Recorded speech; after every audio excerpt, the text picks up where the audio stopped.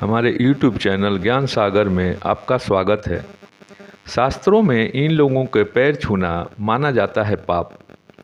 हिंदू धर्म में पैर छूने की परंपरा बहुत पुरानी है। यह दूसरों के प्रति आदर और श्रद्धा व्यक्त करने का एक तरीका है।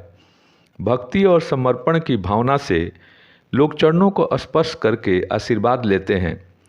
पैर छूकर लोग देवी देवताओं, संत महात्माओं, गुरु और बड़े बुजुर्गों के प्रति सम्मान व्यक्त करते हैं। भारतीय धर्म, संस्कृति और परंपरा में संतों और बड़े बुजुर्गों के पैर छूने की प्रथा सदियों से चली आ रही है।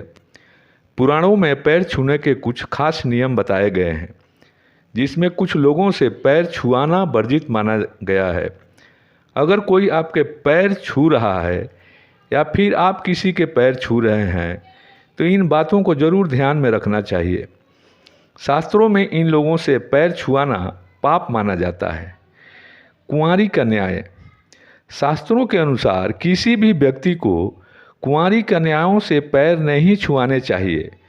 अगर कोई कुंवारी कन्या आपके पैर छुए तो उसे रोक दें, वरना आपको पाप लगेगा। छोटी बच्चियों को माता रानी का रूप माना जाता है। बदले में आपको छोटी बच्चियों और कन्याओं के पैर छूकर उनका आशीर्वाद लेना चाहिए। बहू बेटियों। किसी भी पिता को अपनी बेटियों से पैर नहीं छुआना चाहिए। बेटियों को भी चाहिए कि वह अपने पिता के पैर नहीं छुए, क्योंकि इससे पिता को पाप लगता है।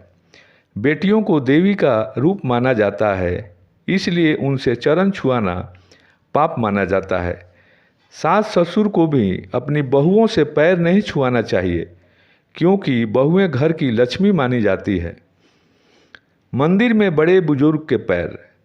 अगर आपको मंदिर में कोई बड़ा बुजुर्ग या सम्मानीय व्यक्ति मिलता है तो वहाँ पर उनके पैर न छुएं। शास्त्रों के अनुसार मंदिर में भगवान से बड़ा कोई नहीं होता है और भगवान के सामने किसी और के पैर छूना मंदिर और भगवान के अपमान माना जाता है। मंदिर या घर में पूजा कर रहे व्यक्ति के पैर छूना भी उचित नहीं माना जाता।